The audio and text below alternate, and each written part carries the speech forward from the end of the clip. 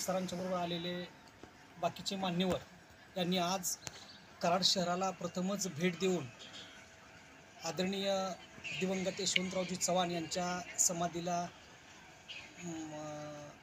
आदरांजली वाहिली।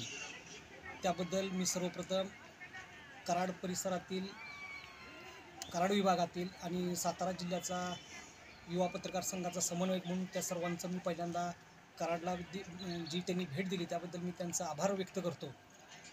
आणि यानंतर सातारा जिल्ह्याच्या होणाऱ्या पत्रकार संघाच्या कार्यक्रमासाठी त्यांनी हजर राहावं, मुद्दाम त्यासाठी हजर राहण्याची त्यांना मी या ठिकाणी विनंती करतो। आज त्यांच्या इथे येण्यामुळं आमच्या ग्रामीण पत्रकार संघाचे जे काही सर्व पत्रकार मंडळी आहेत त्यांच्या निश्चितच अपेक्षा दुणावलेल्या आहेत। त्याचबरोबर पत्रकारांना एक प्रकारची ऊर्जा निर्माण झालेली आहे।